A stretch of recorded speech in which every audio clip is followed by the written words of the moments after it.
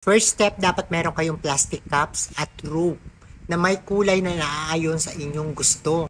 Gupitin lang ang isang plastic cup at dapat hindi mo isasagad ang paggupit. Magtitira ka lang ng 1 inch simula sa baba. Dahil doon sa part na yon, doon mo iikot ang tali. At pagkatapos na covered mo na yung part na hindi mo ginupit, kailangan naman na isisingit mo yung tali doon sa mga parang galamay, labas at sa loob.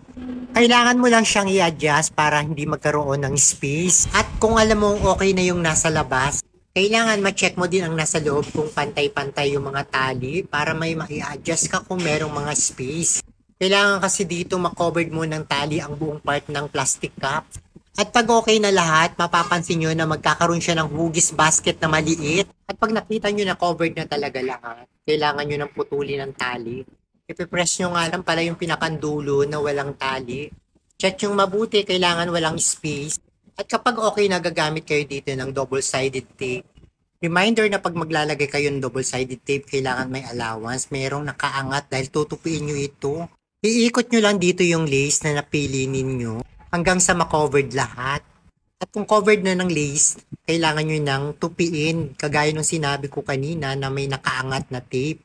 Gagamit din nga pala kayo dito ng glue gun. Syempre may kasamang glue stick. At kung wala naman kayong glue gun, pwede naman kayong gumamit ng kandila para doon nyo iinit ang glue stick. Maglalagay kayo ng glue stick dun sa part na gusto nyo lagyan ulit ng another design.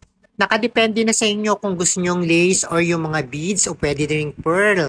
Kailangan lang talaga na match doon sa motif na napili ninyo.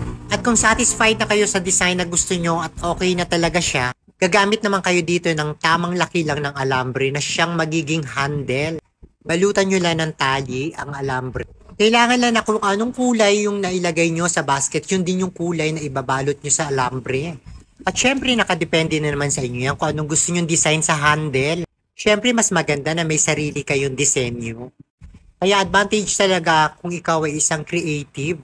Kailangan lang nga talaga dito ang tiyaga at dedikasyon sa iyong ginagawa para makabuo ka ng isang bagay na napakaganda. At kung okay ka na sa design na ginawa mo sa handle, pwede mo na itong ilagay doon sa basket. At sa paglalagay naman ng handle, kailangan mo siyang lagyan ng glue stick. Kailangan lang talaga na maraming glue stick para sa ganun madikit siya doon sa basket at hindi matatanggal. At kapag okay na ang basket, pwede ka na ulit maglagay ng ibang disenyo. Nakadepende pa rin yan sa inyo kung gusto nyo ng napakaraming design. Sana nasundan ninyo ang video at nakakuha kayo ng idea